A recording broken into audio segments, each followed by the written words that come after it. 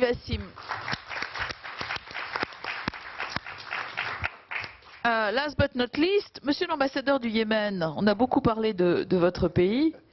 C'est peut-être le moment de nous donner un peu un état de la situation, parce que comme l'a dit le général Assiri, le Yémen a un État, il a un ambassadeur en France et il est à mes côtés. Donc, the floor is yours. Vous avez la parole. Tout d'abord, j'aimerais remercier Madame Nathalie Goulet qui a organisé cette réunion importante dans un lieu superbe. Madame Goulet est une personnalité efficace et nous avons besoin de personnes comme vous pour mener la Troisième Guerre mondiale contre le terrorisme. Car dans tous les pays, nous entendons tous les jours qu'il y a eu un acte terroriste. Et le terrorisme est devenu un phénomène de contagion en pleine expansion et qui ne s'arrête pas aux frontières. Les groupes terroristes ont émergé suite aux problèmes institutionnels, économiques et sociaux, à la corruption du pouvoir, à la tyrannie d'un président unique pendant 33 ans. Voilà ce qui s'est passé au Yémen. Le Yémen est l'un des pays les plus pauvres du monde. Il souffre d'instabilité. Et l'ancien président Saleh a coopéré avec des terroristes. Il a collaboré avec Al-Qaïda et les frères musulmans et tous ceux qui appellent à l'extrémisme et au terrorisme. Et en dernier lieu, les milices Houthis. Et tout le monde sait ce qui s'est passé, l'assassinat sanglant au 4 décembre. Je ne vais pas rentrer dans les détails car les orateurs, les intervenants précédents ont déjà couvert pas mal d'aspects de la question, notamment le général Al-Assiri. Mais il faudrait quand même élaborer un plan de travail réaliste et complet pour faire face aux terroristes et à ceux qui les soutiennent, à leurs sympathisants, à ceux qui les financent, plus particulièrement certains grands médias qui changent de camp soudainement et qui contournent la réalité sous prétexte de neutralité et qui jouent sur les sentiments pour attirer à eux des sympathisants du terrorisme. Il y a certaines organisations internationales et certains médias qui, pour certains sont même présents en France, considèrent qu'il faut traiter tout le monde sur un pied d'égalité. Et là, il s'agit d'une erreur stratégique à notre sens. On ne peut pas appliquer le même traitement et la même vision des choses aux terroristes et aux autres, et plus particulièrement à leurs victimes. Les terroristes ont été manipulés, leurs pensées ont été déformées, et ils ont été entraînés dans un courant qui les a menés à commettre des actes terroristes ou violents. Malheureusement, il y a comme un halo qui les entoure, qui a été monté de toutes pièces, qui entoure ces leaders terroristes tels que Ben Laden, Zarqawi, Abu Zangabil et au Yémen, et Abu X ou Abu Y, Abu Z. Donc, il y a plein de Abu. Et ces gens-là commettent des actes terroristes sur le terrain, c'est un crime, mais il y a aussi un autre crime qui est commis au niveau des médias, car on leur accorde un espace d'expression, de promotion, de propagande. Et cela en fait un exemple à suivre vis-à-vis des personnes faibles qui n'ont pas vraiment de repères culturels ou sociaux solides.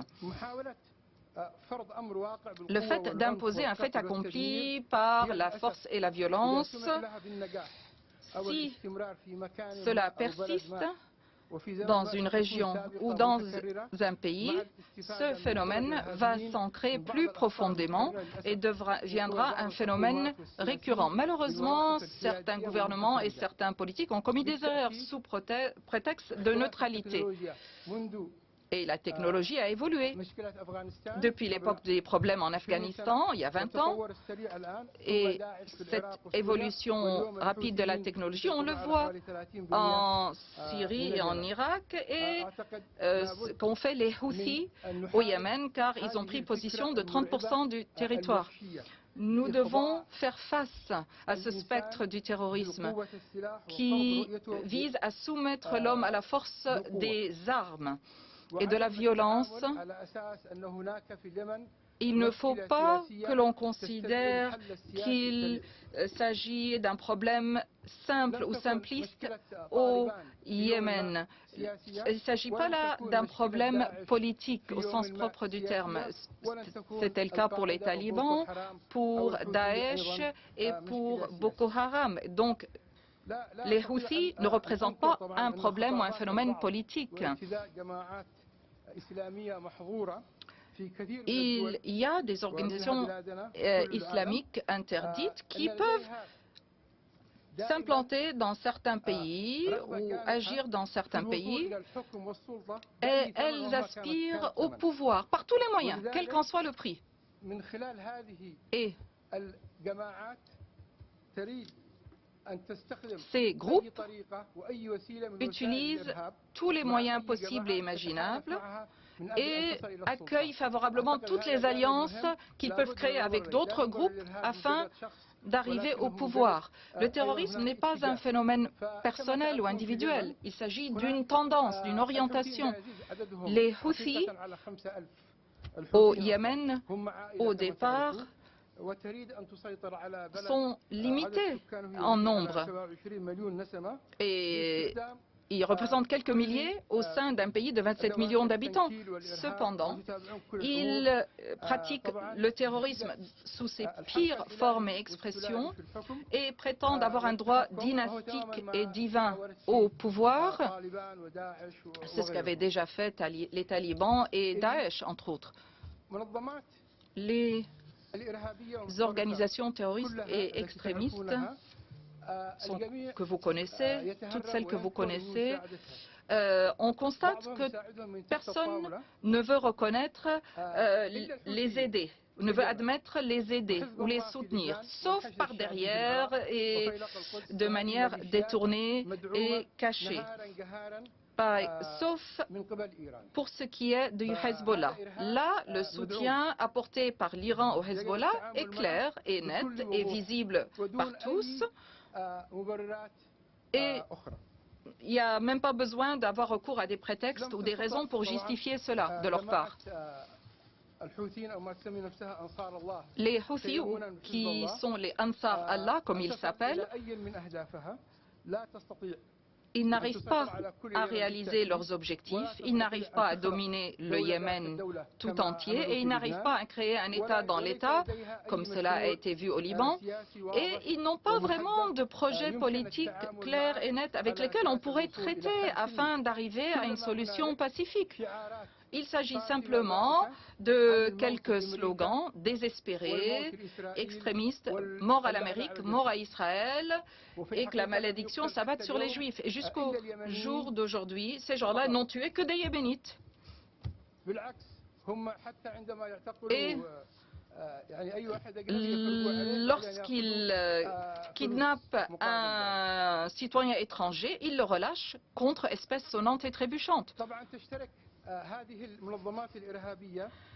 Ces groupes terroristes collaborent avec les tendances telles que Daesh. Daesh réclame un califat islamique et les Houthis, pour leur part, veulent s'approprier le pouvoir de manière exclusive et prétendent avoir un droit religieux et divin et dynastique.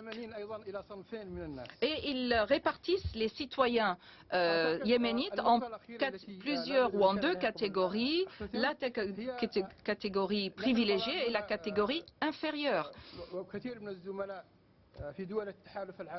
Dans de nombreux collègues qui appartiennent aux pays de l'Alliance arabe au Yémen font l'objet de critiques injustifiées de la part de certains médias, de la part de certains journalistes partout dans le monde. Là, je ne parle pas uniquement de la France. Mais nous essayons pour notre part de leur expliquer que ce qui se passe à l'intérieur du Yémen, c'est la plus grande opération terroriste dans l'histoire. Peut-être en deuxième position après l'Afghanistan.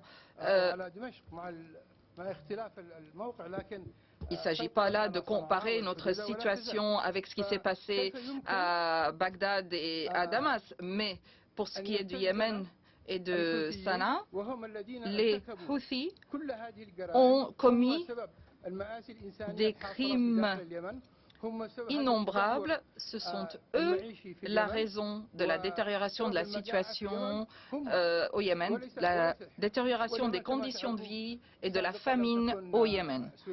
Le Yémen, à l'époque, ce n'était pas la Suisse, c'est vrai. Et les Houthis, tout comme les autres terroristes, n'ont aucune crédibilité et considèrent qu'ils sont au-dessus de toute reddition de comptes, accountability, et que les considérations des droits de l'homme ne s'appliquent pas à eux. Et je cite plus précisément la résolution des Nations Unies numéro 2216. À présent, ils lancent des roquettes sur les civils à l'intérieur du Yémen et même en direction de l'Arabie saoudite. Les Houthis, à présent, sont la plus grande organisation terroriste du monde. Merci. Bon, merci beaucoup, Monsieur l'ambassadeur. Merci Wassim, merci Romain. On va passer à la dernière table ronde parce que je voudrais pas que la salle se vide encore avant d'avoir entendu notre panel qui s'occupe de prévention et de lutte contre la radicalisation, parce que c'est quand même un sujet absolument majeur. Et en même temps, il fallait bien écouter et faire un point de la situation internationale. Donc, je vais appeler Muriel Domenac, je vais appeler son Excellence président de Edayat, je vais aussi appeler Ghanem Nosseibeh et Sultan.